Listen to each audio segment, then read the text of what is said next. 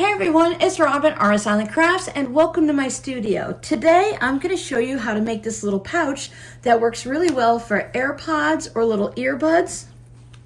You can just slide it right in. I'm going to show you how to add a lobster clasp to it. You can have your little to-go wallet or coin purse, and you can have your earbuds or your AirPods, and you'll know where they are all the time, and you can take them with you. This is a great project for gifts, for your online shop, and it's a really great project for craft markets and craft fairs. It's a very popular one right now, so let's go ahead and make one. So here's my test one to see if I can come up with a size that works for the AirPod or earbuds. I went online and I checked for the different sizes. I don't have the Apple version. I just have something that I picked up during a Black Friday sale. But it's actually the same size as the Apple ones, the case. They're pretty universal, but you can check the sizes online. As my test case, you could see I didn't even sew the opening closed. I just wanted to see what the size would be and how it fit, and if my flap was going to be too long or not long enough, or like Goldilocks, it's just perfect. I highly recommend that you make a test case first before you start working on your favorite fabric. But I do recommend just making a simple one like this, and as we get going, I'll show you where you can curve your corners and an easy way to do it. So for this project, I'll put all the measurements for the materials down below. I'm going to be using fusible fleece for mine. It makes it quick and easy. You can use batting and quilt it. I have an inside liner fabric and an outer fabric, and then I have a fabric for the little tab so that we can put our little lobster clasp on there, and that allows us to connect it to a key fob, to the straps on your purse or a backpack. You can also take a coin pouch or a little wallet. If it has a little hook on it, you can hook that on there also. And you'll have everything right at the tips of your fingers whenever you need it. Now the measurements of all three of these are 4 1/4 inches by 9 inches, 4 1/4 by 9. And for our little keyring tab, I cut it 2 by 2.75. I'm matching my outside fabric, but you can use anything that coordinates or contrasts, whatever works for you. Now these numbers specifically work with a 1/2 inch D-ring. I like the ones that have the swivel lobster clasp on it, but you can use any key ring you want. When you're measuring a D-ring, you're going to be measuring the inside of the D-ring. You're not going to measure it from outside to outside, because our fabric, once we fold it and give it a little stitching, is going to be going on the inside, so you want to make sure that it's going to fit. So if you have D-rings already or something similar to it, whatever your measurement is on the inside, you just want to multiply that by 4. Because mine's a 1/2 inch, I cut mine at 2 inches. Now those numbers are going to give us a little bit of wiggle room so that it's easy to get our case in and out. Now I am using fusible fleece. One side is a fuzzy batting feeling side, and the other has all of these little dots on it. You can feel them. It's really easy to see the dots in person. I just struggled to get them to show up on the camera. This is a polyester product, and it does better if you don't put the iron directly on it. So I have it on my pressing mat, glue side up, and I'm going to take my outer fabric and I'm going to put it so that the wrong side touches the glue and the right side of the fabric is looking up. And then by following the manufacturer's directions, I'm going to adhere these two together. Now, if you're worried about getting any of the adhesive on your iron, you could put a pressing cloth down. I like to just get it started, and then I hold the iron for the allotted time. If you were using batting, I would cut my fabric and my batting about a 1/2 inch to 1 inch larger than my dimensions, and then you can quilt it in any type of design that you'd like. Depending on the type of quilting you do, it can cause your fabric and batting to shrink in, and after you have it all quilted, then you can just trim it down to the needed size. Now for your little keyring attachment, your little tab, I fold it just the same way I do with handles and other items. I fold it wrong sides together in half, and then I bring the sides into the center and give it a press. and then I press it in half. We'll take that over to our sewing machine and stitch down both sides in just a minute. Now, I did make a mistake already. That's not unusual. Sometimes these things happen. I wanted to tell you to be careful not to choose a directional fabric, because when we're done, we're going to be folding this fabric up and this fabric down, and what's going to happen is we're going to lose it when we're on the front side. Things are going to be upside down. I think for this fabric, I'm going to be able to get away with it just because of the way the cactus looks. But you want to be really careful and make sure you just have fun fabric or one color, and you don't have little animals or something so that it's really obvious when you bring up the bottom and the top, and then the front side of it is upside down. Mistakes happen. You can either continue with this or use this for something else and cut a different fabric.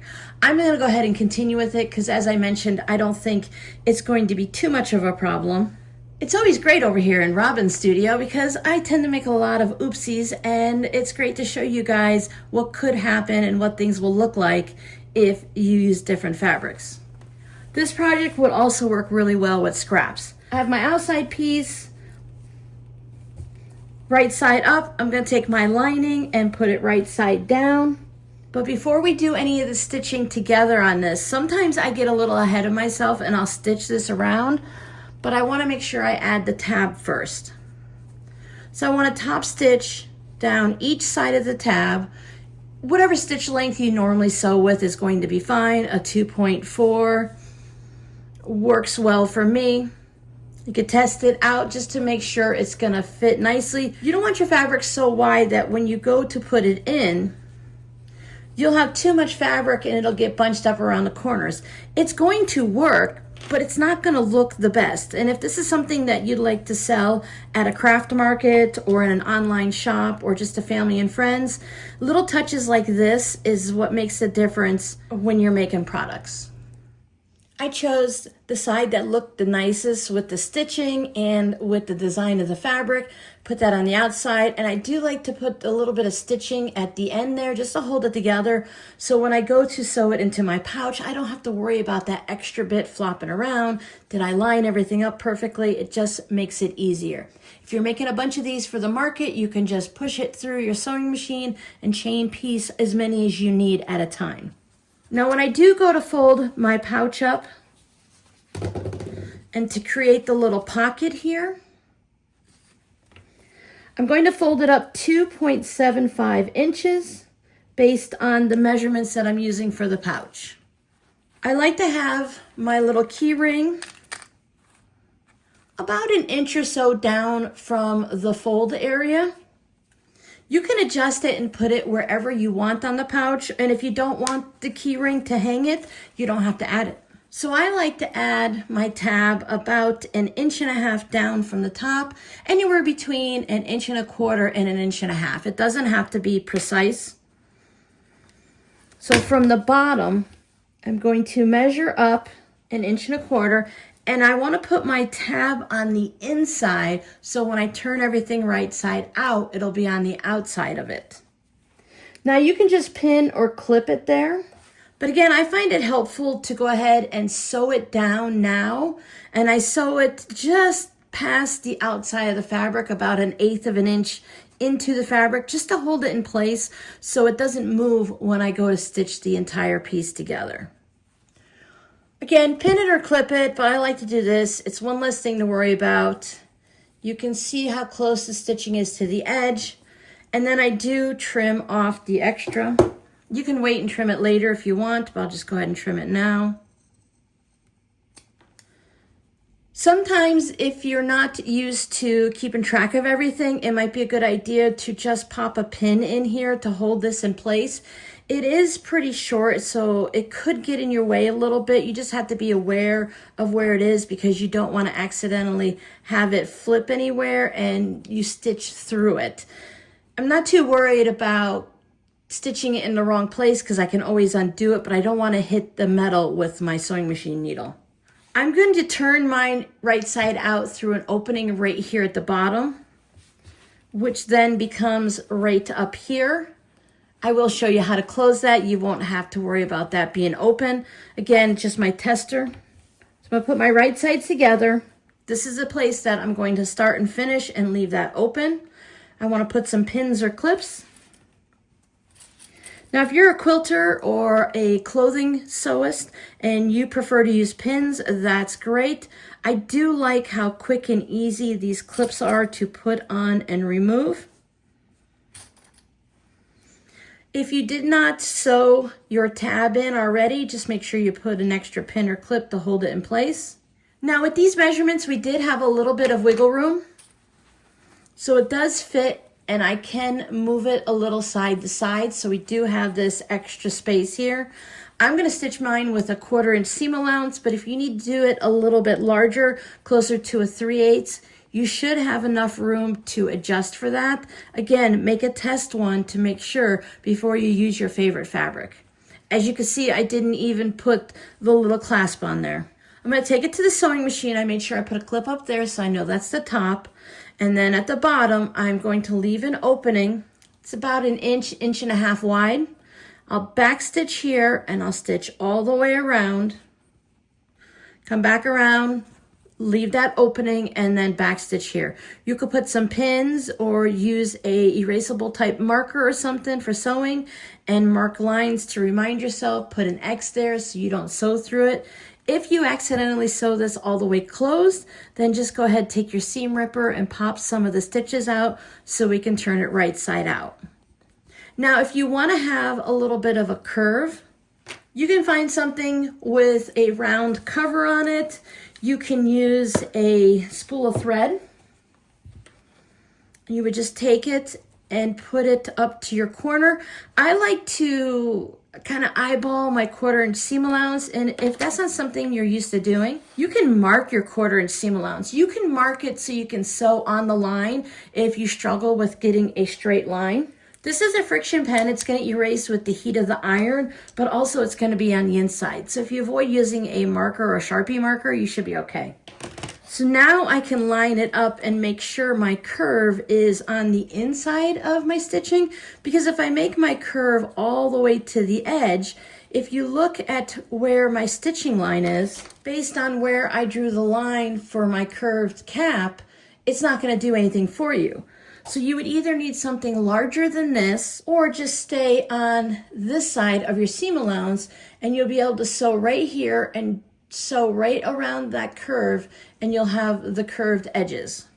Once you figure out all of your dimensions and exactly the way you want everything and how big of a curve you want, you can go ahead and make a little template for yourself so that you can just lay it down and trace over the template, and then as you're stitching, you can just follow that stitch line. That's what I did with all of mine. It's a lot easier than sitting here and marking each corner. You can just make one the size of the pouch that you're making and at the size of the curve that you want. Let's head over to the sewing machine and we'll go ahead and sew these together.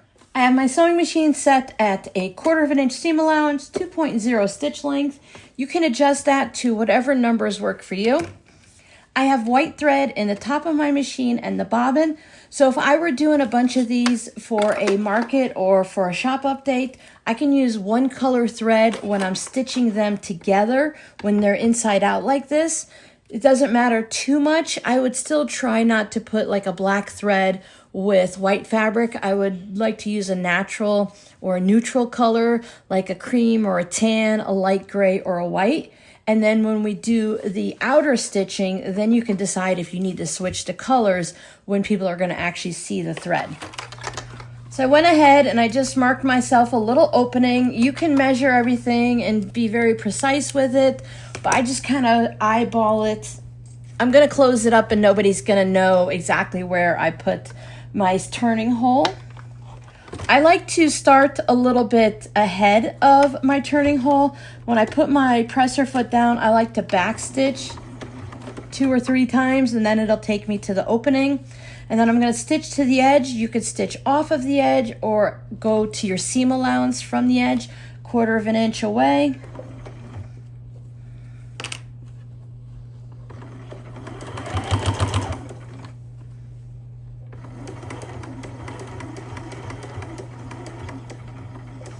When you think you're a 1/4 of an inch away, lift your presser foot and turn it. And if, for me, 1/4 of an inch means my fabric needs to line up with the outside of my foot, so I'm definitely a 1/4 of an inch away. Right here is where my little lobster clasp is, so I do want to sew over that and back stitch over it a couple times. That's going to be a stressor point. We are going to stitch over it again when we stitch around the outside of it, but I'd rather put that extra back stitching here on the inside where no one can see it. So if I get a little wobbly or crooked, it's only going to be one line on the outside, but this part's going to hold it in. So I'm going to go slow, make sure the metal clasp is out of the way. Now I'm going to back stitch. You can also stitch it in the seam allowance to give it that little backup fit. Just when you come back, make sure you're at the 1/4 of an inch seam allowance, and then we'll stitch over it again.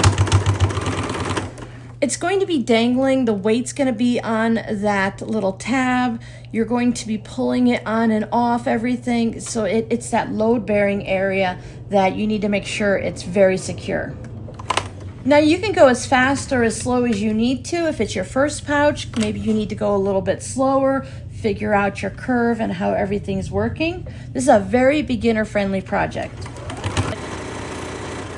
Now, if I wanted to square off the corners, I would just continue on. But for this one, I'm going to follow that curve, and then we'll see what our curve looks like when we turn it right side out. So I'll just take it a little slow. This is a gentle curve, so I might not need to lift up my presser foot, but if I notice I'm kind of struggling by staying on the line, lift up my presser foot, move my project as needed. And then when I get to that straight line, there's nothing wrong with marking your seam allowances. My fabric did scoot up a little bit on me, so maybe you might want to put a couple pins to hold it in place. And then I'm just going to continue on in my straight line.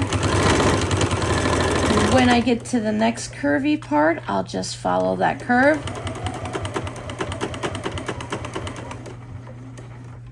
And then stitch back down.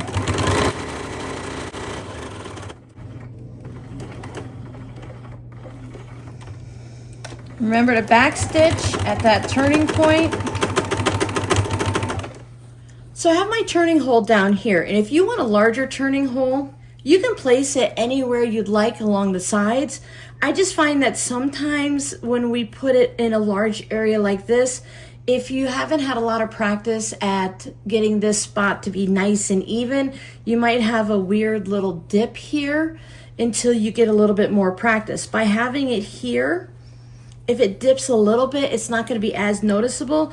Plus, either way, I do want to stitch across the bottom of this flap. Once again, it's a spot that's going to get used a lot and pushed on and open, so I like to add that extra stitching line. It looks nice, and it also adds that little extra strength and protection to this section here. Trim your threads. The little ones down here always want to peek back out when you turn everything around. Trim our corners just diagonally across. You want to stay a couple threads away from the corner. If you get too close and cut your threads, just go back to the sewing machine and put a new line of stitching in a place that is just inside of wherever you cut. I don't like to trim anything on the bottom. If there's any extra fabric here, it's easier to tuck in that way, so I just trim over here. If you didn't trim off your tab, you can trim that now. Now up at this side, just leave about a 1/4 of an inch stitching there. Just take that curve. You can use pinking shears if you want. To make sure we get a nice curve though, I will cut a couple little slits into this area, and it'll keep us from having any weird wrinkles and puckers there. I do like to use my pinking shears, but I did not bring them out for this video. Not everyone has them, so you can just cut some little slits with your scissors, and that will release that tension. So when this wants to spread open, you can see where it's going to pull open in those spaces. And then we'll turn it right side out. I, of course, did not leave a large enough hole.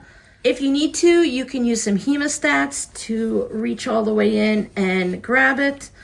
I can just get one of my fingers up there and take the top point out. Now we backstitched at either side of the openings so that hopefully we don't tear our stitches. If we do, we can just go ahead and restitch that. When we stitch across the top, it'll close it up. Now the lobster clasp does cause a little bit of a problem in there. Just go slow, work it all out. I have a flamingo from Flamingo Toes to have a little point on here to pop my corners out. I also like to use a crochet hook with a rounded tip on it. Whatever you use, you want to make sure it's not super pointy so you don't poke through your fabric. Some people like to use scissors, but I don't because I tried it once and I poked a hole right through my fabric. So I'm just going to find my, oh, I don't have a corner here. I was looking for a corner. So I'm just going to round out that tip. If you had corners like that, you would just go up into that corner and make sure everything's poked out. The batting or fusible fleece is on the outside, so when I run my turning item, my hook, I want to make sure I'm pressing against the outer fabric because I'll be in that seam allowance and I'll have extra protection because of the fusible fleece. And I'll just pop out my two corners down here. And then I can take my little pointy tool and just make sure they're poked out as well as I can. If yours are a little bit rounded, it just takes a little bit of practice to get that done. There's a lot of tips and tricks online that you can do different things. So we don't have a super rounded area by doing it the way we did. But we also don't have sharp pointy corners. So find what works for you. You could take a piece of paper, fold it in half, figure out the design, cut it so both sides are even, and it'll give you that nice curve. So I want to take it over to my iron and I want to press it. I want to make sure that my outside's on the outside. I don't want to press it so it's like this. And when I get to the bottom, I'll just make sure this is all tucked in and a straight, even line going across. You might have to pull the seam allowance out a little or tuck it in a little to make sure everything is lined up. You can take your seam and roll it in your fingers to make everybody play nicely. Be careful, you don't want to run your iron over your hook. It's not necessary, you might scratch the bottom of your iron.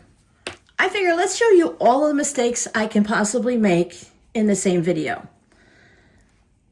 I like to have the little keychain on the left-hand side. It's personal preference, you can put it on any side you want. Mine ended up on the right because I put it on the left side, turned it right side out, and it's like a mirror image. So if you want it to end up on the left side, when it's inside out, put it on the right-hand side. If it doesn't matter to you, I say just be consistent. If you're going to be lining them up in your booth at a craft market, then you want to have them all looking the same and on the same side, or at least half and half, whatever works for you. It doesn't change anything except for the appearance and the fact that it's over here versus over there. I have a couple that are on the other side and I didn't change them. Now before we fold this up, we need to take this to our sewing machine and we want to top stitch and we want to stay close to the edge here and make sure we're closing up that hole. I do backstitch at the beginning and the end. I used a 2.4 stitch length. You want it to be a little bit longer because we're going through several layers here and we're actually stitching over the seam allowance because we want to make sure we close up that hole.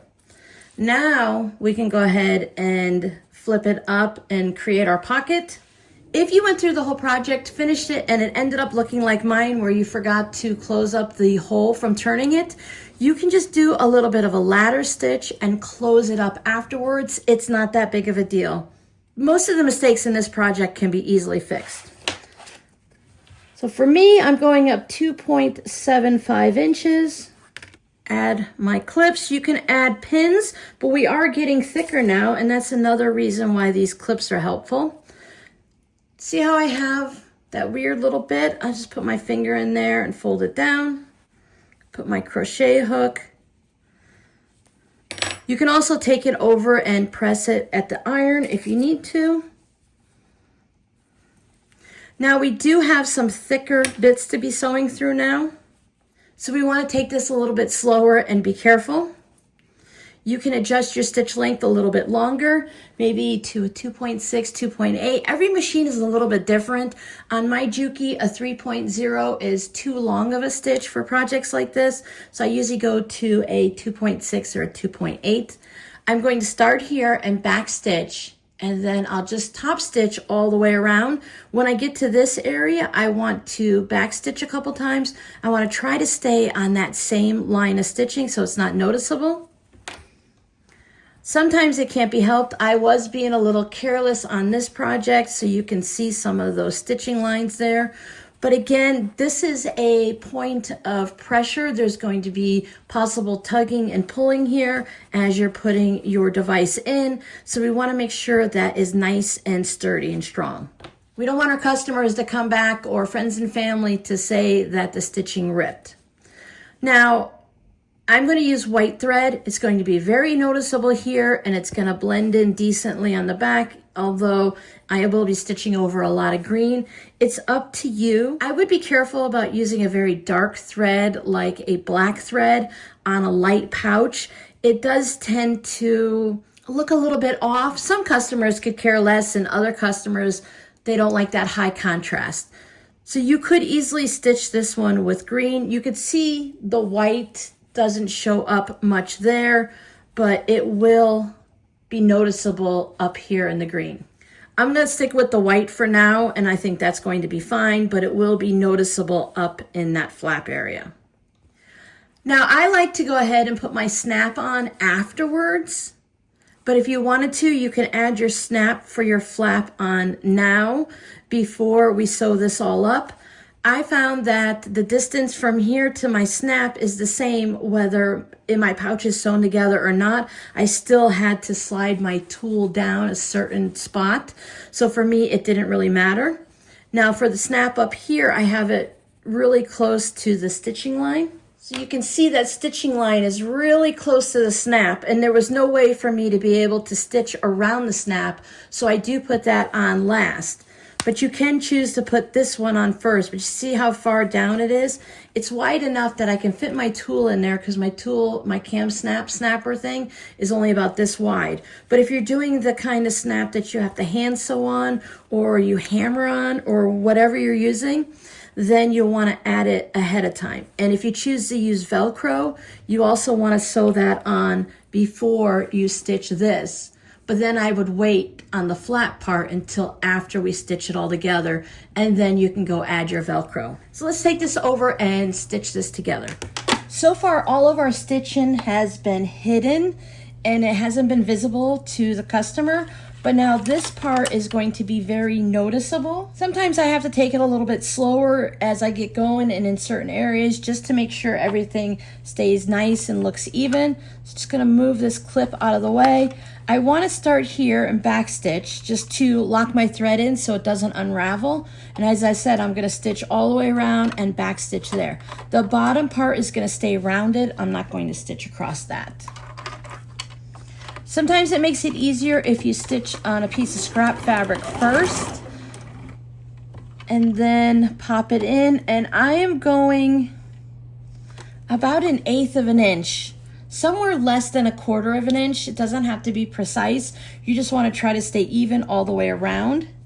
And if you go in too far, you can have this big flappy piece there. So you need to find your balance and what works for you and your sewing machine.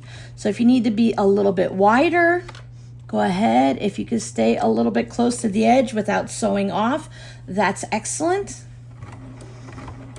I'm putting 3 stitches in, 4 stitches in, and then I'll back stitch.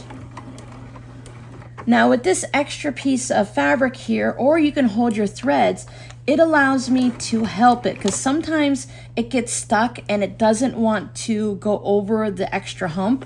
You could put a folded piece of fabric underneath it. Sometimes you can push the little black knob. If you lift up your presser foot and you press in that black knob, it will adjust the height of your presser foot. You want the presser foot to be even. You don't want it to be up. You don't want it to be that way. And by doing that, it's going to help you get over the hump. But if you need a little extra help for your machine, you can just hold on to this piece of fabric until it gets going. And then once you get a couple stitches in, it's usually quite easy.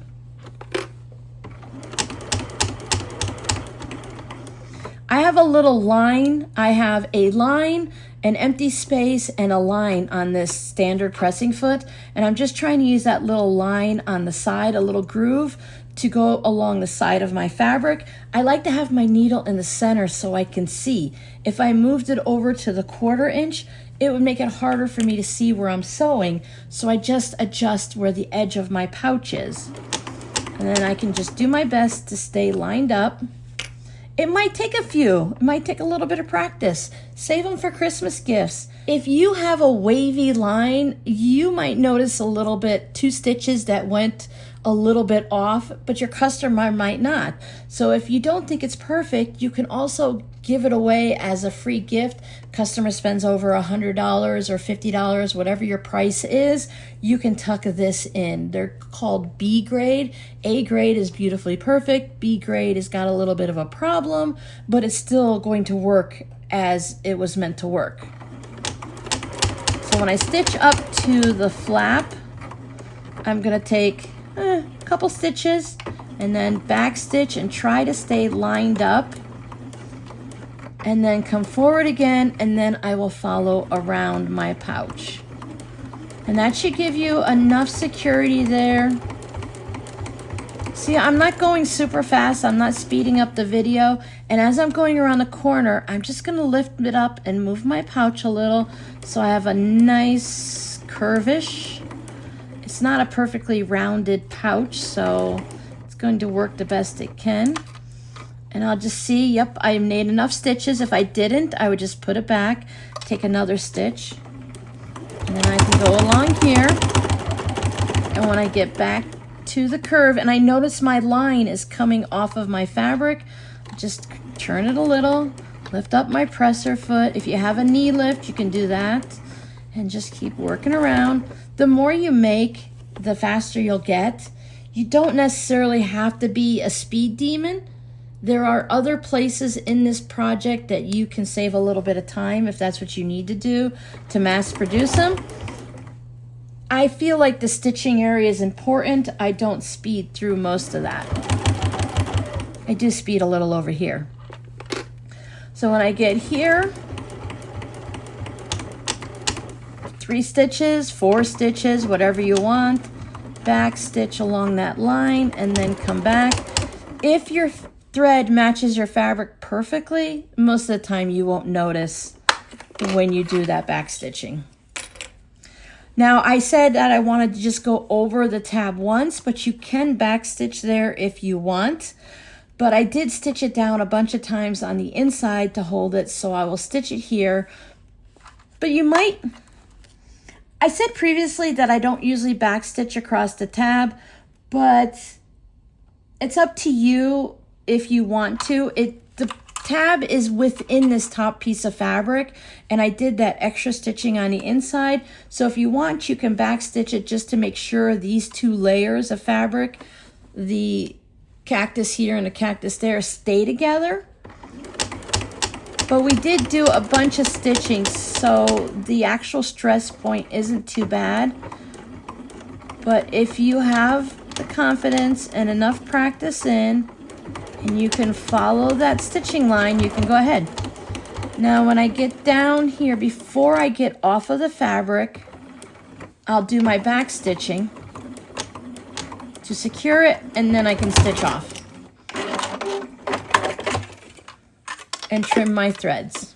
You can get a can snap tool and the little snaps, the plastic snaps, online on Amazon, or you can go right to the Cam Snaps website. They have a variety of tools. I have 2 of the main bit that you see that has that flat bit there. So I have one for the male portion and one for the female. I think most of us have used snaps on our clothing or shirts or whatever. So we have one piece that sticks up, that's the male, and then one piece with a divot in it, that's the female. And these two will snap together to create your snap. Now on the bottom portion, see we have our male and our female. You can choose which one you do. I usually put the male one as the portion that's going to go down and into the snap, but your snap's gonna work either way. And then I have the inside piece here.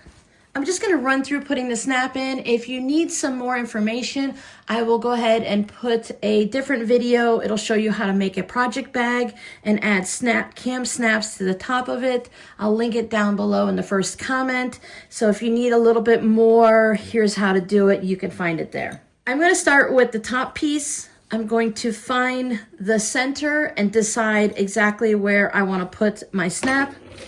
I like to take my friction pen and I'll just put a little mark right there. Your snap is going to sit like that on the other side. I want to make sure the snap isn't too far up so that it has to be completely in the fabric. Then I take the little awl and I poke a hole through the fabrics. I like to do it on my old cutting board. Just want to make sure you go through all of the fabrics. Now before I put it in, I will fold this down.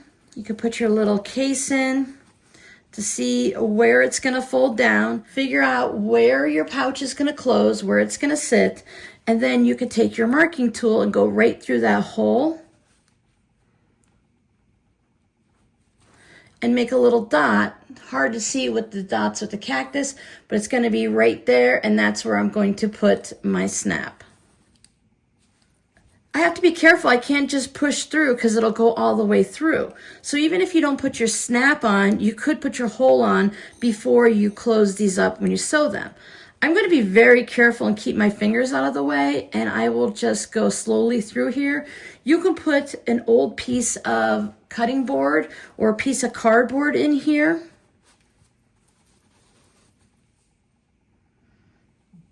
I'll just push very slowly and very gently.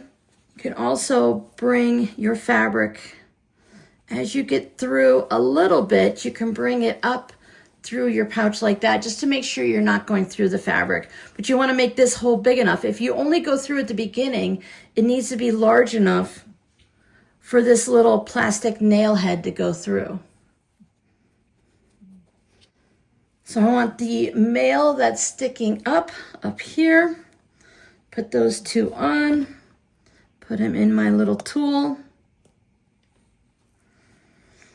I like to squeeze it, squeeze it, squeeze it.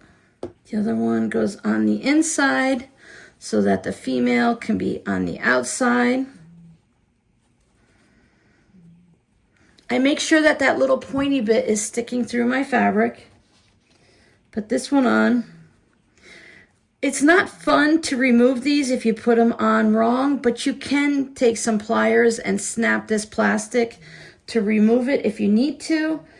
But I may make a lot of mistakes and not worry about it, but I try my best not to have to take this out.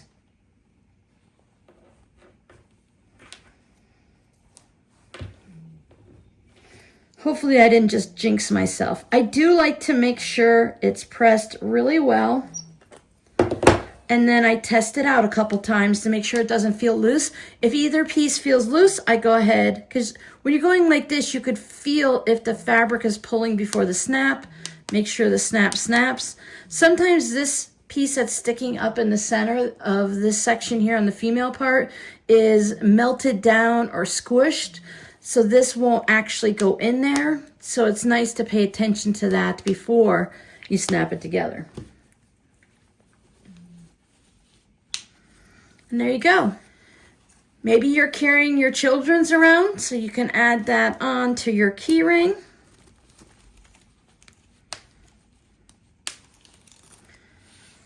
And you're all set to go. Pop it on your backpack, put it on your key ring, hook it onto the belt loop, wherever you need it to be, having that lobster clasp on there.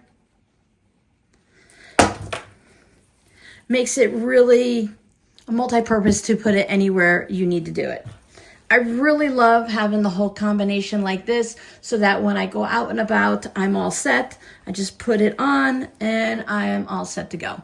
Now, if you have actual keys that you put in your car, do not want heavy things like this hanging from your keys. You can just use a wristlet to put all of these on to keep them together in your tote bag, your purse, your backpack. But if you actually have keys on your key fob, you don't want to add all these heavy things on because it will pull down on your ignition. But if you have a beep beep key fob, then it's fine to add all of these because they're going to be in your pocket or your purse or your backpack. They're not going to hang from the ignition. So your scrappy word for today is cactus. So thanks so much for hanging out with me. If you want to make something else that's quick, check out one of these videos here, and I'll see you guys next time. Bye.